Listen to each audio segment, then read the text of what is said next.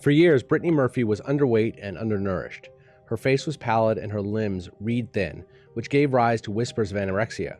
More recently, she lost a major movie role because of rumors, likely false, it turns out, that she was using illegal drugs.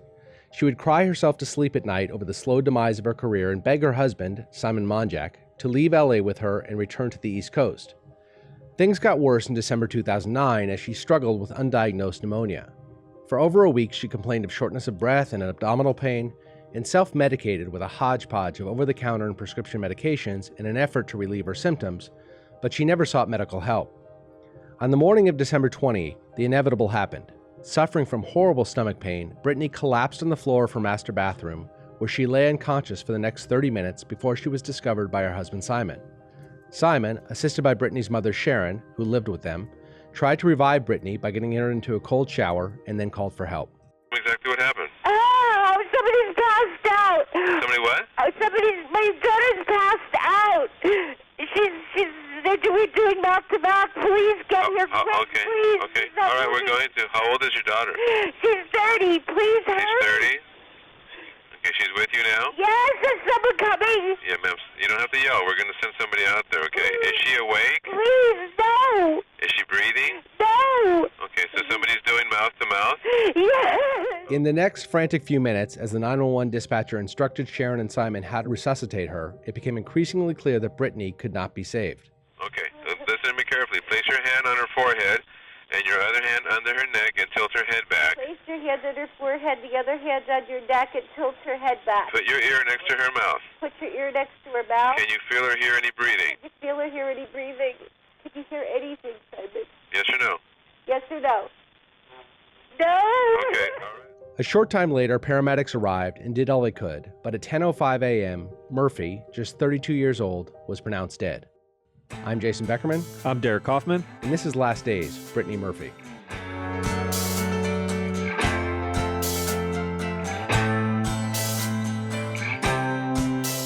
The coroner in the case later identified the cause of Brittany Murphy's death to be pneumonia, iron deficiency anemia, and multiple drug intoxication, and found in her system Vicodin and various allergy and cold medications.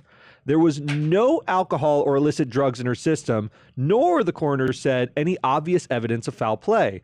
He concluded that though valuable time was lost in the delay between the time she collapsed and paramedics were actually called to try to resuscitate her, without which Murphy likely would have survived, no one in particular was to blame for her death.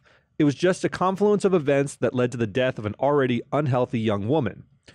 And that should have been the end of the inquiry, except it wasn't, because it was also about this time that the truth of Simon Monjack, her husband, came to light, and everyone from Brittany's closest friends to the media to casual onlookers came to believe that he was responsible for her death.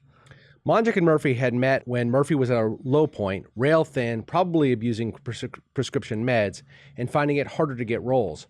Her descent from Hollywood it girl following a series of lauded performances in Clueless, Girl Interrupted, 8 Mile, was as quick as her rise once was. Only 14 when she and her mother drove west from Jersey to follow Brittany's dreams of stardom, she quickly landed prominent roles in major network sitcoms before getting her breakout role as Tai in the iconic 1995 movie Clueless. I know one of your favorites. One of the best. Murphy was only 17 at the time, the youngest of the main cast, and she was a sensation. Everyone from Roger Ebert to Rolling Stone magazine remarked upon Murphy's singular talent. Look, if there's a breakout star from Clueless, other than Alicia Silverstone, who it is her movie, it's Brittany Murphy. I mean, she jumps off the screen in the role that is the most, I would say, relatable. Everyone else is in sort of a parody of what it was like to go to ritzy high schools back in the mid-90s, and she is the sort of outcast who the stories it's structured around. It's really all about her. And really, it is a sort of art predicting life, right? This is a East Coast girl who comes to the West Coast, is a bit of a fish out of water, changes her appearance to become popular, but then it all collapses around her, and she ultimately has to find out who she is again, much like what happened to Brittany Murphy herself. Yeah, so these early successes were no match really for the insecurities of this young girl from Jersey who she was just 5'2", short brown hair and a round face, didn't really fit the stereotype of a young starlet that she yearned to be. So as Murphy later told the story herself, when a big shot Hollywood agent called her, and this is an infamous quote, huggable but not fuckable, Murphy took it to heart and set out to transform her appearance quite radically. She bleached her hair blonde, she began losing lots of weight, and in what turned out to be perhaps the worst thing that ever happened to her, she was actually rewarded for these changes. She lands a series of supporting roles in huge movies like Girl Interrupted opposite Angelina Jolie, 8 Mile with Eminem, Just Married with Ashton Kutcher, and she actually began dating some of her co-stars like Eminem and Kutcher while she's making these movies. So she's a far cry from Tai from Clueless, where she had the round face and she sort of played up that grunge role and it was a transformation role. Now she was a blonde bombshell, and she was actually reaping the rewards from it. She wasn't satisfied with these supporting roles, though, so she doubled down on this physical transformation to even enter more into the leading female territory. Here's Brittany's friend, Kathy Najimy, recounting to HBO a conversation she had with Brittany on the need to be thin to get the part she wanted. One day we were filming at Fox. I was like, "Are you okay, honey? You know, I think the blonde is great, but was it your idea? And your beautiful body is diminishing." And she said, "That's what I've been told. If I wanted to be considered as a leading lady, I needed to lose a lot of weight." And you could absolutely see this transformation on screen. She does 2003's Just Married.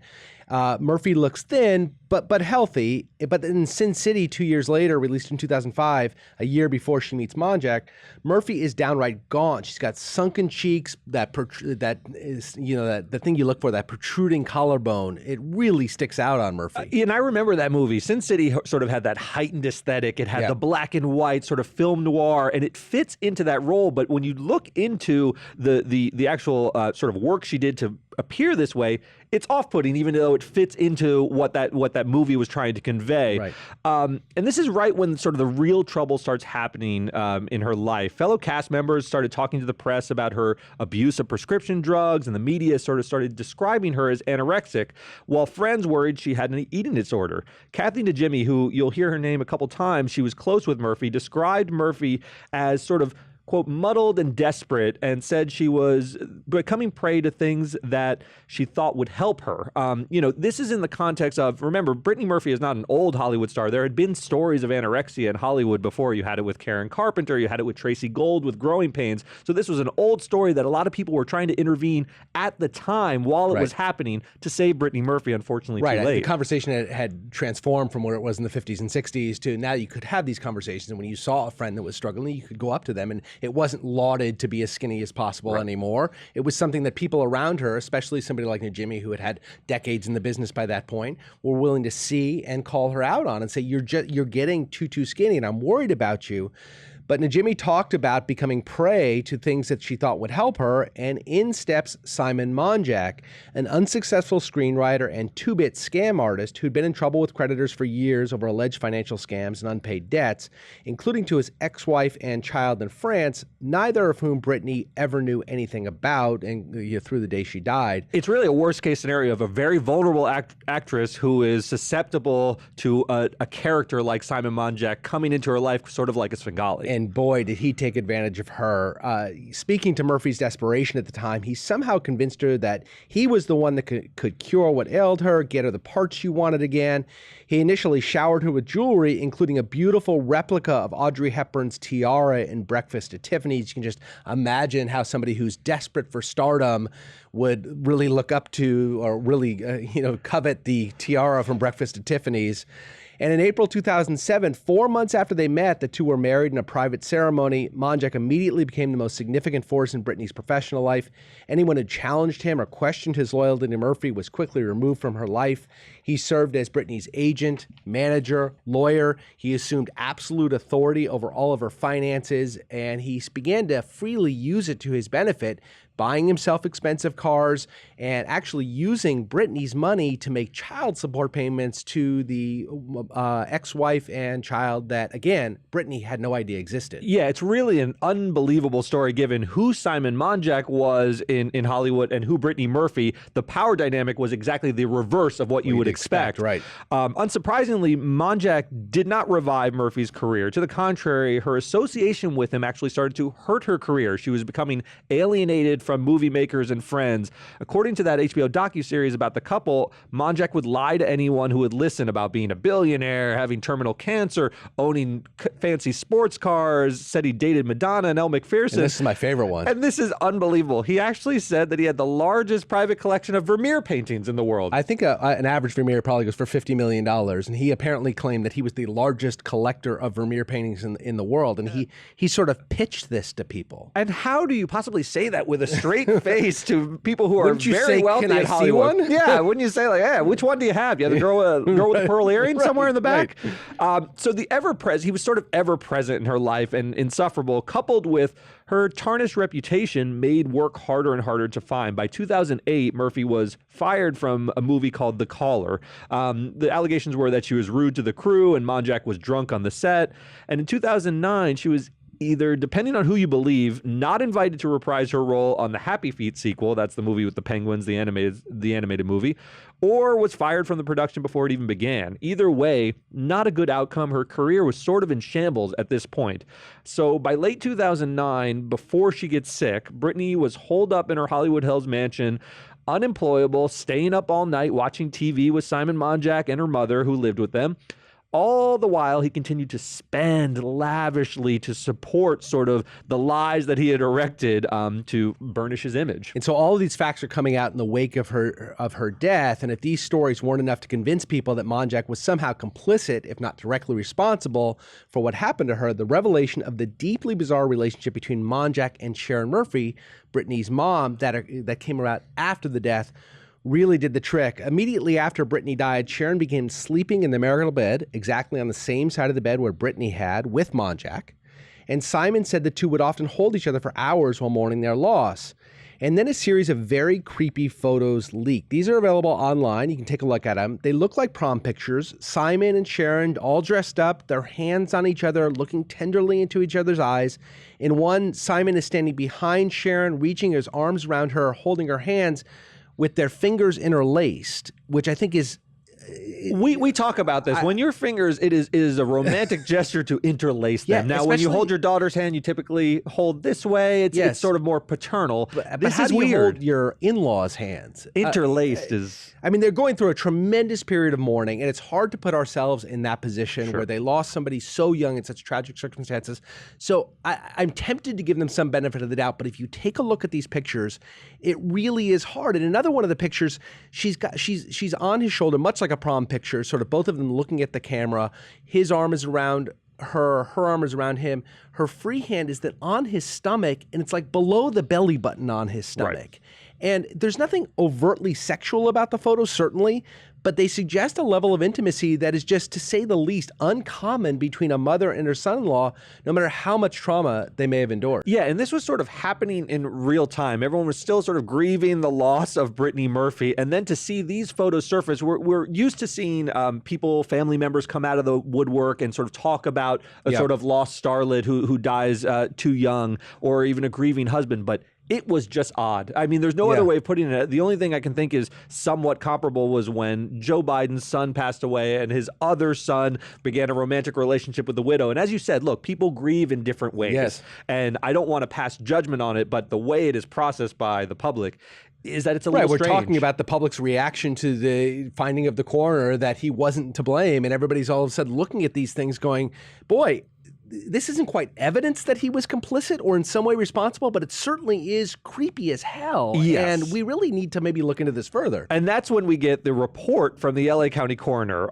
that on the day of Brittany Murphy's death, Simon Monjack himself sternly demanded that the medical officials and the county coroner not conduct an autopsy. Now, that's a red flag in anyone's head. Yeah. The coroner, Ed Winter, who actually recently just passed away himself, said the demand, which Monjack acknowledged was not based on religious or moral objections, which sometimes come into play, suggested to him that Monjack was trying to hide something. And if that wasn't weird enough, here's Monjack with Sharon by his side, Brittany's mother, explaining to Larry King why he didn't want the autopsy.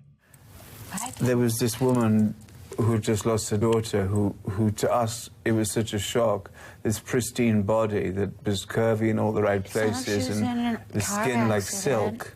And how could I say in front of her mother, cut her up? I mean, it was just I mean, what kind of unfathomable. insanity is that? So what did they do? They cut her up anyway. First of all, just to end on that let's pick up on the last point. The coroner doesn't have to abide by his his demands. They went ahead and did the autopsy anyways. But the request and calling his wife curvy in all the right places. Curvy in all the right places and in this pristine skin.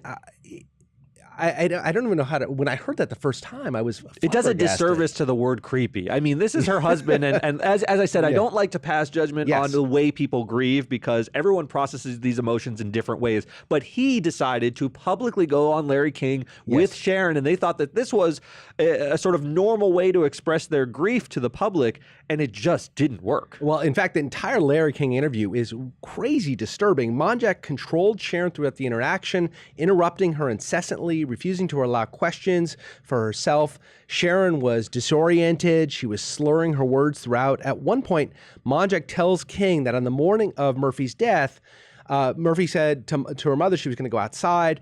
And out there, she lets Murphy know, or says to her mother, I think, Mom, I'm going to die. Sharon then says it was just an hour or so before Murphy's death, something that would directly contradict a timeline they had previously given to investigators. And listen to how Monjack reacts into the strained back and forth with Sharon. She woke up, she couldn't breathe. She went out to get some air. Sharon followed her out.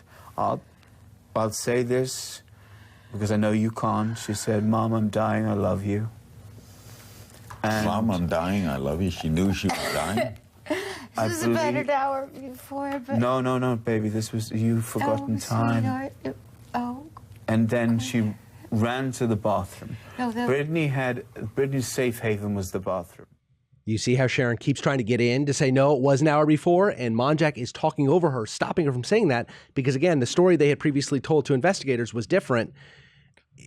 You can see all the qualities of this sort of con man, for lack of a better word, and how it might have worked in private settings with someone like Brittany and her mother. Maybe this played differently, but when he had to bring this act to the public, you could see right through it. You could. There was actually Ed Winter later said in this HBO documentary that we talked about, he was interviewed for it, and one of the things he said was that after this interview with Larry King, the limo driver who had driven them to and from the studio told the investigators that when they had left the studio, the whole act changed and they didn't seem nearly as sad and tearful as they had seemed on stage, which caused a tremendous amount of sort of consternation within the coroner's office. And yet, despite all of this, Monjack's con man past, the destruction of the career, the recklessness in the way he spent his money, her money, his refusal to have an autopsy, his unnerving relationship with his mother-in-law, investigators ultimately found there was no criminal liability for her demise. Yeah, look, I mean, at the end of the day, even though he may have been recklessly spending her money, even though he may have wielded undue influence over her life, holding someone criminally responsible for her death, they just didn't have the facts to lay that out. He could have been a bad guy in a lot of ways, but she caught pneumonia. She didn't get it addressed. She had sort of no defenses to battle something like pneumonia, despite being just 32 years old. She was so thin and she was riddled with so many other prescription drugs in her system that she just gave way. Looking at it in totality, you're seeing a woman who lost all agency to Simon, and this was not a man you wanted to lose agency to. Clearly, this is a con man through and through, and not saying that I can't conclude that he didn't love Brittany, that he didn't care for her, or that he was in any way anything but grieving for the loss of his wife. Sure. But his activities leading up to her death, the way he spent her money, the sort of callousness with which he treated her career, and then the post-mortem interactions with Sharon, it just causes you to scratch your head and say, what was this guy really up to? Yeah, I mean, even a quite jaundiced view of Simon Monjack would lead you to believe maybe that he wanted to keep his cash cow alive. Let's say he had no emotional investment in Brittany, which I don't necessarily believe to be the case. I think they had a very strange and complicated relationship. But the final conclusion was she died under mysterious circumstances, but ultimately we're not looking to pin this on Simon Monjack, at least not the immediate cause of death, just that maybe the confluence of all these things, his involvement in her life, was not healthy. It was not healthy. And the fact that they didn't get help right away for her, I mean, it's not criminal because you got to show intent for it to be criminal, and we just don't have that. What about the counterfactual here, something we like to do, right? If Brittany Murphy, so typically what we say is if this person hadn't died on this day, what would have happened?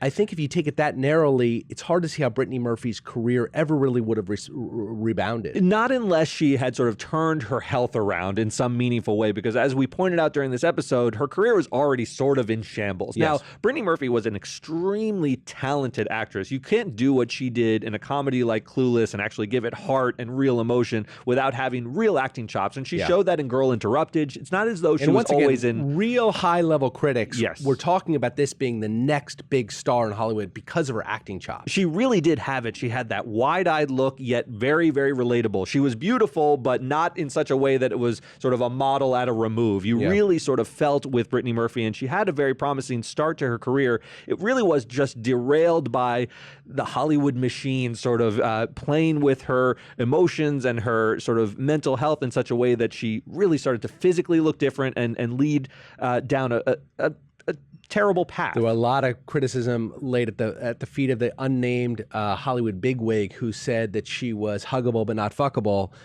And yes, awful comment. And by the way, there was some others. Howard Stern said about her, like after she was dating Ashton Kutcher, her career was starting to take off. She was doing the movie with Kutcher, and Howard Stern said about that, I can't believe this girl who was so fat and ugly once upon a time in Clueless is now so hot. Yes. And that was exactly what Brittany Murphy suffered from, this desire to become prettier and prettier through starvation, through prescription drug use, through bleaching her hair in different ways. I mean, there was no, and it was a slightly different time, right? Yes. 20 years ago in Hollywood was 25 years ago in Hollywood was a somewhat different time.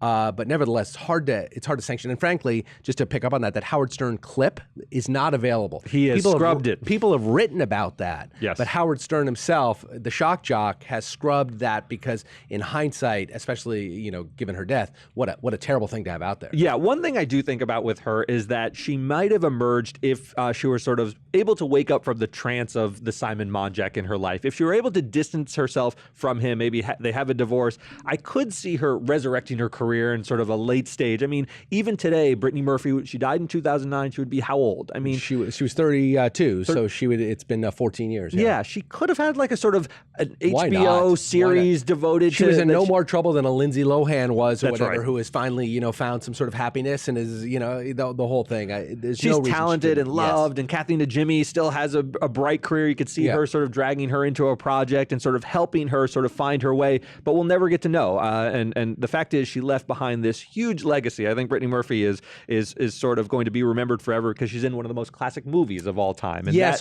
heartening. Although the legacy could have been so much more, right? Yeah. She's remembered as Tai in Clueless, and that's great. And that's a very important movie, and most people would kill to be remembered for one movie after a career. But I think I can't help but think about the opportunities that were lost with her. She was that talented, and it really was pretty awful. A couple final notes about this whole saga. So Simon Monjack ended up dying himself in May of 2010.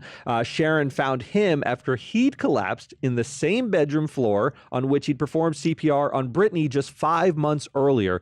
The cause of death in his case was also ruled to be pneumonia and anemia, exactly the same ailments that had befallen Brittany. This coincidence gave rise to theories about rat poison, toxic wall mold, and others. None of these theories ever actually went anywhere, but because they died in such similar circumstances in a similar location, people said, well, must be something about the house. Yeah. A short time later, Sharon Murphy, who was left nearly penniless by her daughter's death, tried to pawn the various pieces of jewelry Monjack had given Brittany before they were married, including that beautiful replica Audrey Hepburn tiara from Breakfast at Tiffany's. They were all fake, worthless. Sharon has not spoken publicly since.